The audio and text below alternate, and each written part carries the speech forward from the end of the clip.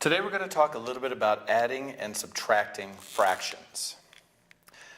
So when you add and subtract fractions, the first thing you need to have is a common denominator. If I do a simple fraction like 1/2 plus 1/4, the bottom numbers, the denominators, must be the same before you can add or subtract. In this case, in my class in woodshop, I will only give you fractions of halves, fourths, eighths, and sixteenths because they are the ones found on a tape measure or a ruler. So I won't give you a sixth of an inch or a third of an inch. It doesn't exist. So because they're halves, fourths, eighths, and sixteenths, it's very, very simple to find a common denominator. It will always be the bigger of the two bottom numbers, of the two denominators. In this case, it's 4. So they need to both say 4. I'll move that up a little bit. 4 there. Now this one already is 4. I can move that straight across. 1/4 equals 1/4, no problem.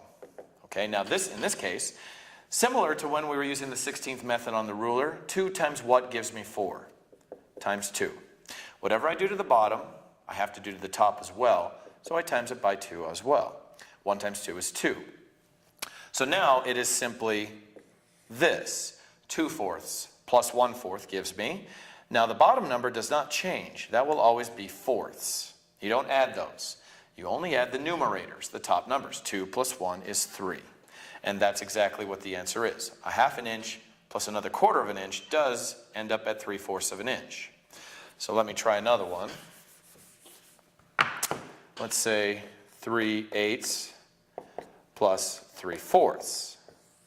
Again, the numerator is what we add, but the denominator has to be the same. So again, this will be 8. That doesn't change.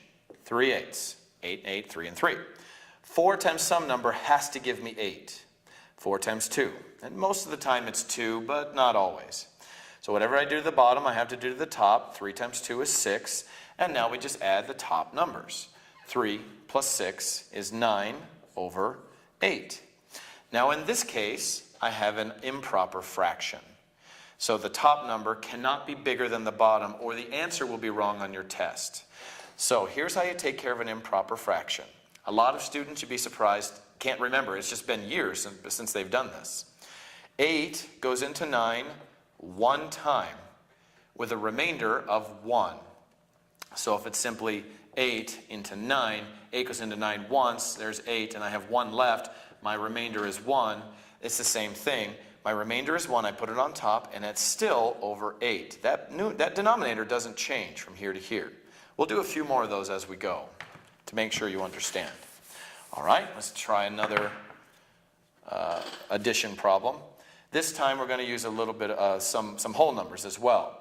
So we go 3/4 plus 1 and 7/8. Okay? Now in this case, again, common denominator, that will stay 8. In this case, I won't write it over here just because I know it's going to be 7/8, but I will rewrite this one. It has to be 8. 4 times 2 gives me 8. 3 times 2 gives me 6. All right, so now we can add. 7 plus 6 is 13/8. Now, I'm not going to deal with this one yet. If I could bring it down, there's 1 and 13/8, but I still have to take care of this improper. 8 goes into 13 once, and then how many is left? 5. 8 plus 5 is 13, so there's 5 left. Over 8. Now I have to just combine those two. Don't forget, you still have this whole number that I brought down. This whole number is from this fraction. So 1 plus 1 is 2. So the final answer will be 2 and 5/8. And that's how you handle, again, an improper fraction with some whole numbers. So let's try another one. Put a few more whole numbers in it. So let's do something a little bit harder. 10 and 15/16 plus 3 and 3/8. All right, so we have some bigger whole numbers and some bigger fractions as well. But it's done exactly the same. The bottom number here will be 16. 8 times 2 gave me 16. 3 times 2 will give me 6. Now I have to add those up. 15 plus 6 is 21/16. That bottom number does not change. So now we deal with this improper. 16 goes into 21 one time. And then how many are left? 5. Basically, it's 21 minus 16, which gives me that, over 16. Now, don't forget, this isn't the final answer. This is just that improper fraction. 10 plus 3 is 13, and I have to add it to that 1. So the final answer is 14 and 5 over 16. And there's my final. This is probably about as hard as I can make it on a test. You've just done the toughest one right there. So if you can follow my logic all the way through and take care of this improper, you'll be fine on addition. Addition really is quite simple. It's just the setting up. That's the hardest part. Now subtraction it's just as simple, but it does have one more step, and I'll get to it in just a moment. So let's try a simple subtraction problem. Let's try, I don't know, 15/16 minus 1/4. Simple subtraction. Now again, common denominator is first. I know that this must be 16 because my biggest number is 16. Must be the same. 4 times what gives me 16? Well, that's times 4. In this case, we have to do it to the top as well. 1 times 4 is 4. And now we subtract only the numerators. 15 minus 4 is 11 over 16. That doesn't change. And there's my final answer. So the setup is exactly the same. Instead of adding, you subtract them. Let's try another one. Let's put a whole number in there. Once you've done addition, subtraction really is about the same setup. Let's try 3½ minus 1 1/8. All right. Common denominator is 8, so I can draw an 8 right here. 2 times 4 gives me 8. Do it to the top as well. 1 times 4, 4. 4/8 minus 1/8. 4 minus 1 is 3 over 8. 3 minus 1 is 2. And you've done it.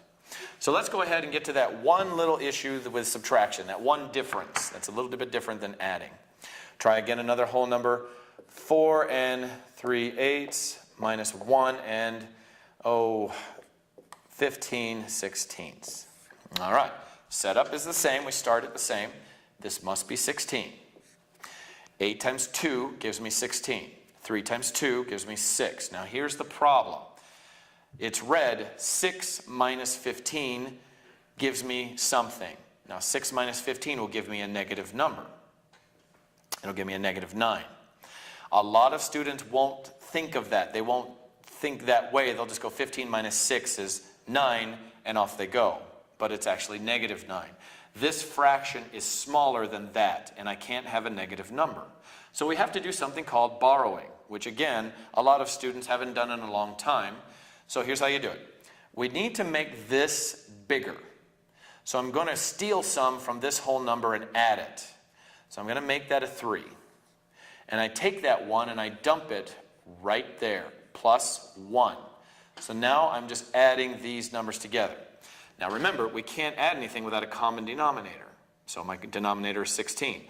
How many 16ths is 1? So 16 over 16. That is still 1. I changed the numbers a little, but it's still, the value is 1. So now I'm just dealing with this. The 16ths don't change. That's still 16. 16 plus 6 is 22.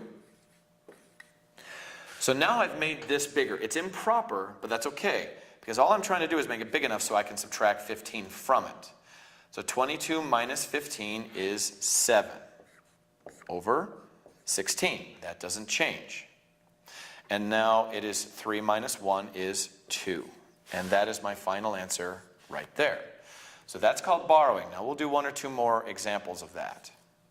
But if you can handle borrowing, the rest of this should be fairly simple. Let's try some bigger numbers, but it doesn't get a whole lot harder than that. Let's say 15 3/8 minus 7 1/2. All right, numbers don't look too bad.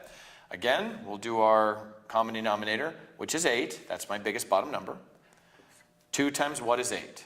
4. 1 times 4 is 4. So now we have the same problem. 3 minus 4 is negative 1. We can't do that. So I simply borrow. Make that a 4. Now it's 14. I take that 1 and dump it here. Plus 1. And I'm just dealing with that. Common denominator is 8, so how many eighths is 1? Over 8, it is just 8. It's the same, 8 over 8. There you go. 8 plus 3 is 11 over 8. Now that number is bigger than that number, and that's all I wanted. 11 minus 4 is 7 over 8. That 8 stays the same. 14 minus 7 is 7. And there's my final answer. So if you can handle the steps for borrowing, subtraction is done exactly like adding. But if you can do the borrowing, you should be just fine. So I'll give you the hardest one that I could give you on a test. And that one was pretty close to it. Really, the biggest difference is I just make the whole numbers a little bit bigger, which, surprisingly enough, does make it a little more tricky. 39 and 1/4 minus 17 and 15/16. That's about as hard as I can make it on any test because I only use halves, fourths, eighths, and 16ths. So, common denominator, this is 16. 4 times 4 is 16. 1 times 4 is 4. And again, 4 minus 15 is a negative number, which we can't do. So I'm going to make that an 8. Add 1. Dump it right there, and I'm just dealing with that. Write it in my common denominator, 16, 16. So 4 plus 16 is now 20 over 16. Now my numerator is bigger than my numerator here. 20 minus 15 is 5 over 16. 38 minus 17 is 21. And there's my final answer. So there is your adding and subtracting fractions. On a ruler, you should be able to look at the lines and be able to add up those little lines. Though I don't test you directly on that. It's good to know that if you can add and subtract these simple fractions, you'll be in great shape for my test.